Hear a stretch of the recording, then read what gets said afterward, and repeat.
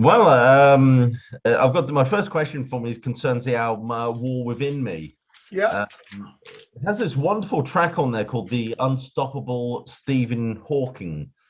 I mean, this guy is undoubtedly an inspirational figure for most of us. But what yeah. first inspired you to write a song about him? Well, I think as a scientist, of course, he's known and everything, and people put him up there at the level of Albert Einstein. But for me, the biggest part was as a man, Sure. what he's done as a man. So, someone has told you you've got 3 years to live. Basically, give up. And he didn't stop. He said, well, I've got a lot to do then in that time. And he kept going and going. And he didn't accept that wisdom of this, whoever it was, Dr. Death, that Yeah. was handing out this. And he did his own thing. And that, for me, you're trapped in a chair, your body can't move, but you still think the same as you did before, and you've got to find a new way to communicate.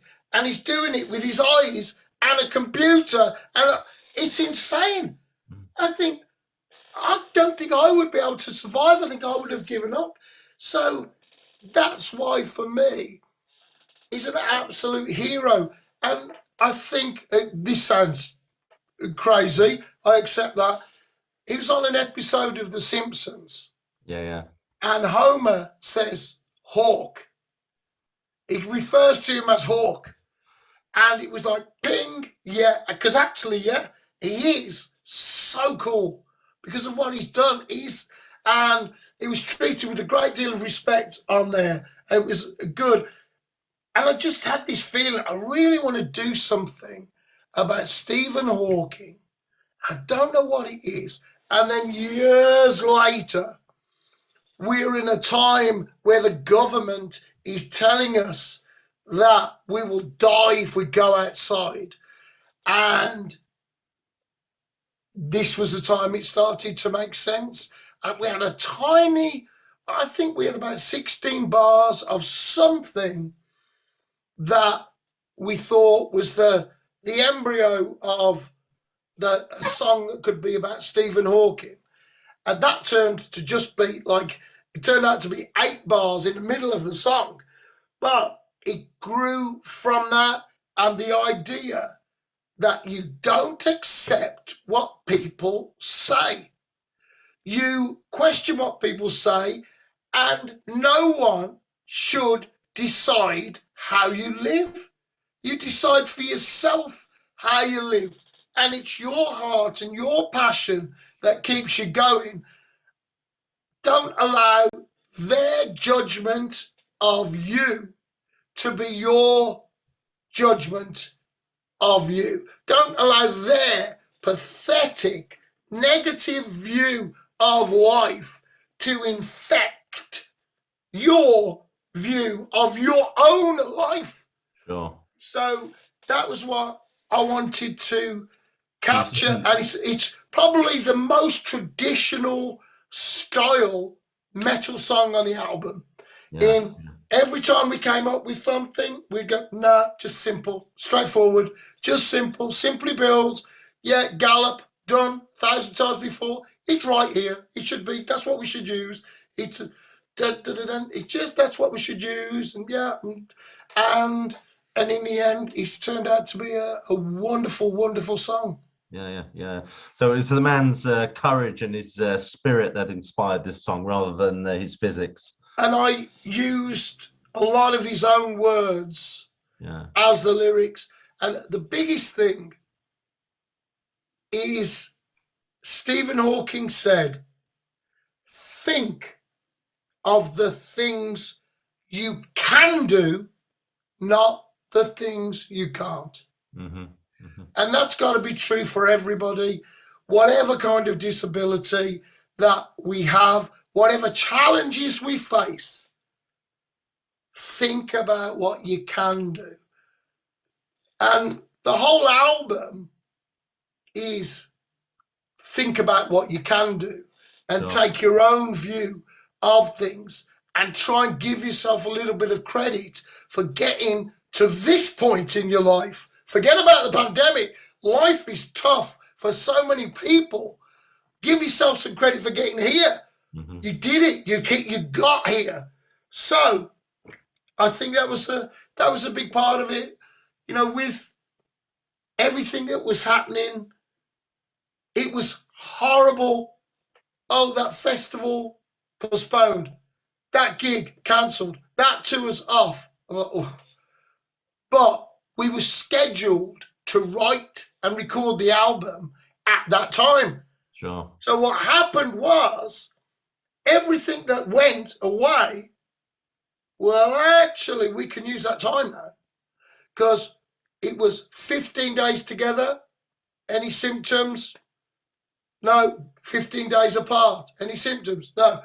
So we do it in these blocks and we get to get 15 days. We work every day, but we did everything acoustic in the beginning, checking the melodies and the how things were. Then we go away, come back, listen to what we did. Sometimes we go, wow, that is so good. Did we actually come up with that? And then other things we go, that is so awful. Did we really think that was good when we recorded? And go, no, okay, that one's gone. Back to the drawing board. And slowly over that time, things got just baked a little bit slower, a little bit easier, a bit more time to think about. And things went right under the microscope. We knew we wanted to do something that was positive for my fans that had supported me through tremendous difficulties and challenges in my own life. I felt I needed to do something. When they got their new Blaze Bayley album, when my hardcore fans that believe in me and make this dream possible, when they got that new album, it had to be uplifting and positive, and it had to be, at least there's something good. My Blaze Bayley album is okay. And that's what we wanted, and we just kept working at it, very particular about each tiny detail. Is that the best part of the vocal range to use to go with that lyric in that melody? Is that the best vowel sound? Does that really get to your heart? Does that make you feel better? Does that make you feel strong? On each one, trying to tie everything together and get it all solid until we've got an album where we feel it's done, it feels good, but you don't know if it's good until your fans hear it. Yeah. You know, you mentioned Stephen Hawkins. Did you see him on The Big Bang Theory? I can't remember now. It's an American TV show. It's on Netflix. Oh yeah. He does some appearances and that really fun. Yeah. Definitely. Yeah, I love that show. Yeah. There's also another song on there called interesting one called It's a Very Elegant Number. Every Storm Ends. Great guitar work. I think Christopher Appleton plays on. Yeah. Is this a hymn for modern times? And which storm were you thinking of in this song? Was it the pandemic? Well, in life, there are storms. Yeah. Mentally. And when you experience great tragedy in your life, it is a storm. And it feels cold. And you wonder if you'll ever get through. I've had tragedy in my life. So many people have. And one of just by experience, not through any other wisdom at all, you do come through the other side if you can hold on. And with the things that have happened to me, I just felt that I wanted to use that truth and express that truth. And we worked on it together very closely with all the melodies and everything. Every single note of the solo we worked on together to make it come together. Every note of the vocal, every phrase, that it should be that you survive in the storm. That when you get to the main instrumental, you're in the heart of the storm, you're in the eye of the hurricane, and you're going to come out the other side. And that's a song that never had the right place in the playlist on the album. Oh, should it go here? Should it go there? And something happened, and one morning I came down and the song isn't called Stephen Hawking. It's called The Unstoppable Stephen Hawking. The song isn't called Alan Turing.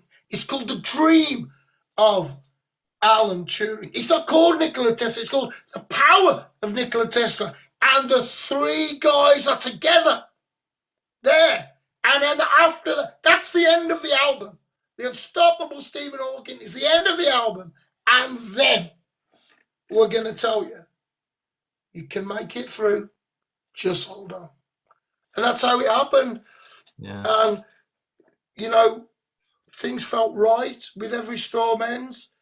And then we'd come back after a break. And you know what? There's a bit missing. Oh, fuck's sake. No. Yeah, because it should do this. Yeah, you're right. It should. And now we've got to find this.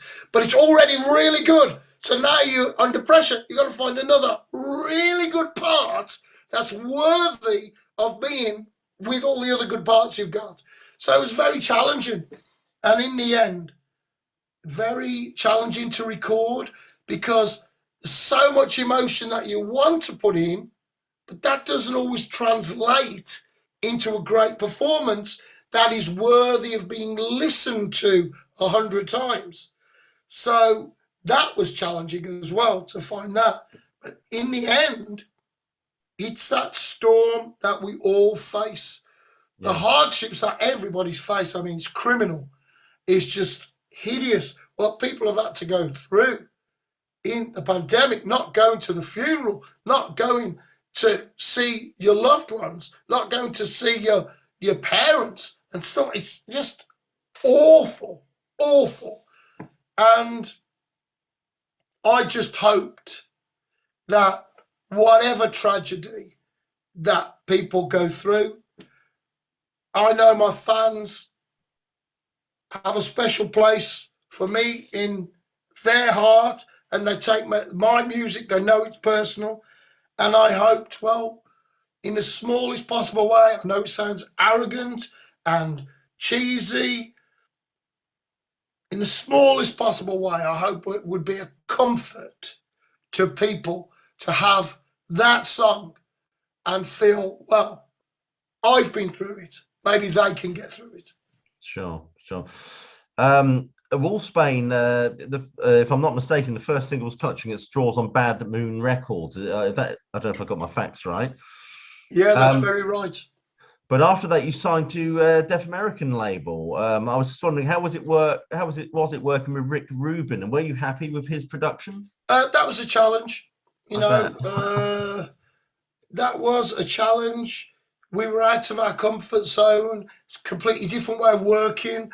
We learnt a lot about production, about, recording an album. We did it in the legendary Sound City Studios. Very fortunate to work there with incredibly talented engineers.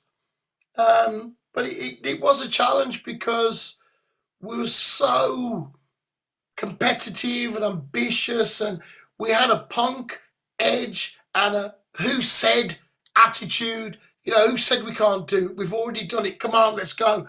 And he worked at a very slow pace, and that didn't really suit us. I think that was the most difficult thing about the first album. We're 4 working class guys from a small town in England who are seeing our life tick away. And he was somebody who wanted to take things at a certain pace, and he's not a working class person at all like we were. I think that was an adjustment, and that was challenging. So the album Downfall of Good Guys with Brendan O'Brien, that was a great experience. Very happy with that. And All Hell's Breaking Loose, the little Kathy Wilson's place. Very happy with that. And now, all of that experience and all of those things, Jace Edwards, the producer of the last Wolfsbane albums, that's come to a place where, as a band, we've managed to do something that we feel is very special. And it's not different, and it's not, you know, I don't know, it's not innovative in a particular way, but it's really Wolfsbane. And it's the antithesis of grunge. It's, we're here, we're happy to be here. While we're here, we'll enjoy being here. That's it. Because let's face it, everything's difficult, everything's a challenge, and to be here at all, we're lucky. So let's just make the most of it. That's the attitude of Wolfsbane. And on Genius, it's a bit nostalgic, but it's also looking forward, and it's celebrating the fact that we're even able to make an album. And I think that's the joy of it. We are the original lineup from the first album. And how many bands of 35 years can say that? And we got fans coming to our concerts going, I saw you back in Tamworth, and it's like, whoa, man. So the full original lineup, back in the studio, friends making music together, banter going on, no, do it faster, do it harder, screaming, just an incredible experience. And the reason I lost my voice, we were screaming that much in rehearsals, we were talking that much on the tour, laughing that much. In the end, it just went. I managed to make it last until Saturday at the festival I had in Spain, and then it's just like, no thanks. So I've got, after this, I've got a week of silence to do. But it was a joyous, the album, the Genius album is joyous. Yeah. And if you don't like it, it's because you don't like Wolfsbane and you want to be a miserable git. How did it feel to be, short question for you, how did it feel to be labelled the Dark Lord of Rock by Kerrang magazine? Oh, it was fantastic, fantastic times. You know, really, really fun times they were. Yeah, I bet. Apart from supporting Maiden, you also apparently supported Guns N' Roses, Alice Cooper, Motorhead, bands like that. I'm just wondering, do you have any interesting anecdotes from that time? Nothing that's going to get you sued. Well, interesting stories. All of these things come back, don't they? We're on tour and we're talking about all of these. The interesting thing about supporting Guns N' Roses is we're on this great bill in a small theatre, and it was their warm-up shows before they supported Rolling Stone's Steel Wheels tour, I think it was. Because the only band big enough... Yeah, the only band big enough for Guns N' Roses to support at that time was the Rolling Stones. So we were on this warm-up bill with quite a few other famous bands of the time. And, great. We'd seen Guns N' Roses and met them in the Marquee in Wardour Street in London on their very first trip over. And I gave Slash a demo of Wolfsbane. So... and we said hello to him since, so it's a great privilege. We thought, this is going to be good. And we'll see the band after we do our set, another couple of bands. And then the fire department said there was some kind of problem and so many people had to leave the building. And we loaded our gear out and they wouldn't let us back in. Right. So we supported Guns N' Roses that day and we were never let back in, so we could actually see them there. So... it was a bittersweet experience, but great lads anyway. Yeah, but do you have any interesting Lemmy stories? Well, Lemmy, the first time I met Lemmy, he had a towel on his head. Right. So he's walking down the corridor, he'd just come out the shower, he's got the towel on his head, and I'm going, Lemmy, he goes, hello. That's it. And years and years later, I'm friends with Phil Campbell, and I'm backstage, and he goes, "What was that band you was in years ago? I think it begins with W." I said, "It's called Wolfsbane, Lemmy." Lemmy is much missed. Definitely. Oh yeah, man. Yeah. With Wolfsbane, you know, you were about to release this live album, a massive noise injection. You had a tour planned. Is it true you almost turned down the offer to join Maiden for that reason? Yeah, that is true. But it wasn't really an offer to join. It was like an offer could have an audition and a chat about it. But you know, things were. We really thought we had a chance. We always did, and it was when the Wolfsbane manager, after all of that, and the Wolfsbane manager said, "There's no chance you're going to get another record deal. You're not going to be able to make another record. No one in the UK music business is interested in Wolfsbane." He said, "If you've got a chance to audition for Iron Maiden, you've got to do it." And it was very, very sad. But it was true. Grunge was at its height. We are in Wolfsbane with the antithesis of grunge. Yeah. So that was it. So I got in touch. I said, "Would it be possible to have an audition?" And they got things, "Yeah, okay, you can come for the audition." So there were 12 people that were lucky enough to get that audition for Maiden. I think they were all either as good or better than me in different areas. I don't sound much like Bruce. And I think in one way, that's why they chose me. They wanted a change from the Dickinson voice that they'd had. And if you listen to the X Factor, the first Maiden album with me, then there was no music written before I joined the band for the next album. And Steve Harris said, "I don't care who writes the music or the songs, it just has to be great music." And I had quite a few songs on the album, and Man on the Edge was a top 10 hit all over the world in the rock charts. And in some countries, it got to #1 in the regular charts. So it was a great time, great experience for me. You're coming to this band, a band that had already had 2 singers. I think there was a third one actually that didn't make a record before Paul Di'Anno. Yeah. These singers, did you? Yeah, his name was Paul as well, and I met him on an Australian tour.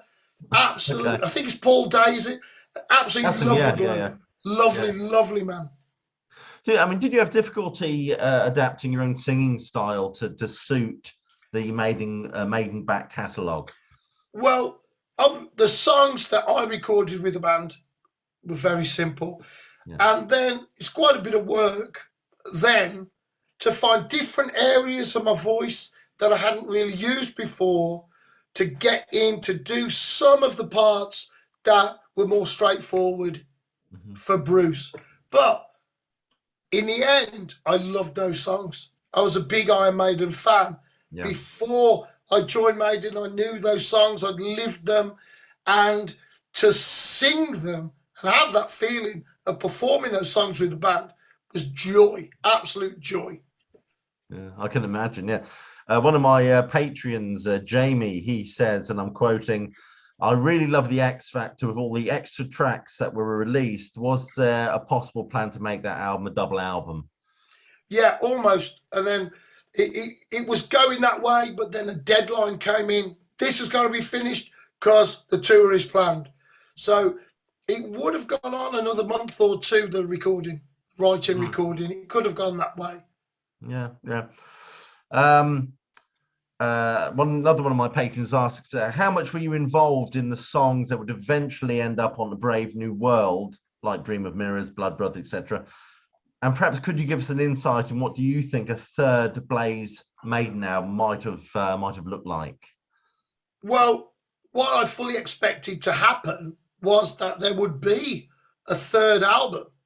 And I had ideas on my dictaphone and little notes that having had the experience of making 2 albums together, Then you got, I could go to Steve with this idea. I think that would work. I could go to Dave with this. That would work well. We could, go to Yannick with this. That would work well. And I had these ideas. And I think the biggest disappointment, or one of the disappointments for me, was we never got a chance to do those songs together. And I believed at the time that it would really change the perception of hardcore Maiden fans, that they would hear the third album, and on my Silica Messiah album, I used all those ideas. So my song Born as a Stranger and Ghost in a Machine and another couple, they were ones that I was going to, that's it, this has got to be a Maiden song, this is going to be a Maiden song. And that never happened. So that's a sadness, really. But they went on my Silica Messiah album. That turned out to be really good. It failed because no one bought it, because a couple of reasons. There were no tour dates booked by the management I had at the time, and Iron Maiden's album came out on the same week. So my album was ready months before with artwork and everything. It was supposed to come out before Brave New World. So if there was anybody at all that would be interested in what I was doing, they would have got my album. But it came out the same week as Iron Maiden. You've got to get the Iron Maiden album. You're not going to buy 2 albums in 1 week, most people anyway. And so it was completely overshadowed. So it failed. The next album failed for much the same reason. No tour booked at the time. No promotion from the record company. People didn't know that it was out. So that was 2 down. Then my next album, Blood and Belief, came out, failed again. And then I was dropped by the label, which was a very good thing. And then 10 years after Blood and Belief came out, my catalogue, the rights to my catalogue, the license was over, and I could start again. And I did, and that failed. And I had to start again from nothing.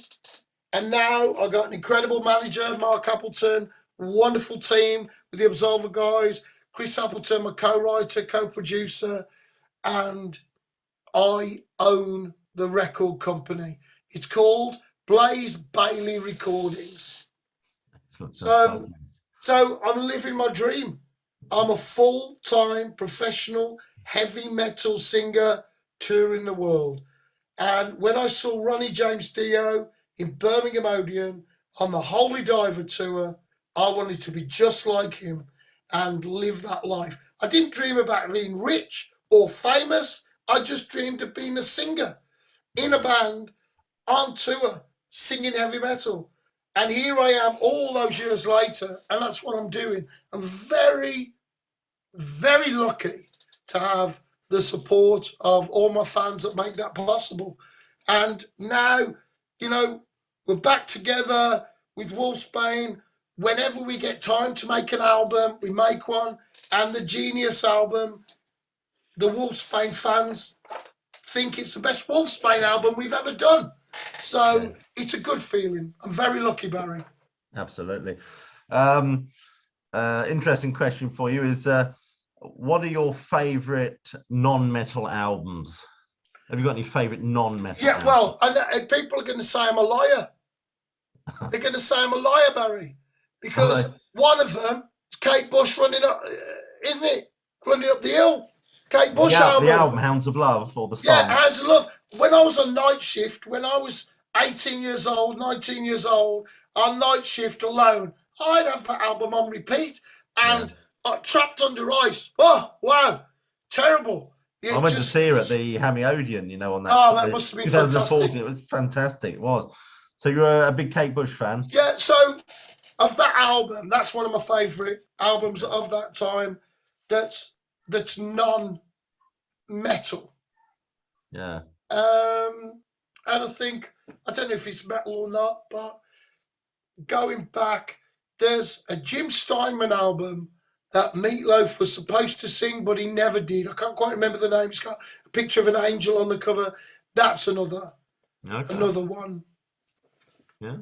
And my final question really is, what does the future look like for Blaze Bayley now?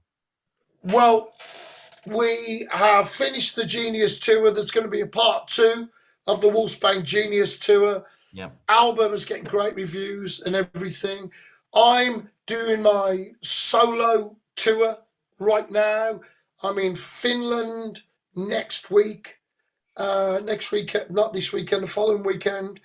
And the War Within Me album is slowly spreading out to people, because there's no big promotion or anything behind it. It's just gradually working its way out. People are liking the new songs. Yeah. And we've got our plan to record our next studio album and when we might release it, and just carry on. I'm very, very lucky, Barry, that I am the record company. I've got a wonderful team of people with me, very small. I get to do exactly what I want to do. So I'm not interested in being big. Yeah. I just want to fill the venues that I play. And pre-pandemic, what I could do, like the old school, back in the day, what I could do is, if I sold out a venue, next time I could do it 2 nights. And on the last tour, pre-pandemic, I did that 3 times, 3 separate venues I could play twice. It's just gold. That's it. That's what I want to do, really. So I'm able to do that. I'm very lucky. I do a job that I love. Yeah. I don't dread going to work. I've had those jobs. I've been broke 3 times. I've started from nothing. And always, my fans have been there and they've put me back and they've come to see me. And I'm very lucky and very grateful for the incredible support that my fans give me. Anyway, that's fantastic. It's been great talking to you. I wish you the best of luck with anything you've got planned, or future recording, and enjoy the rest of your day. You can go and watch. Thanks, Barry. Good luck with your show. Yep. All the best, mate. Cheers. Cheers, Barry. Thank you. Bye-bye.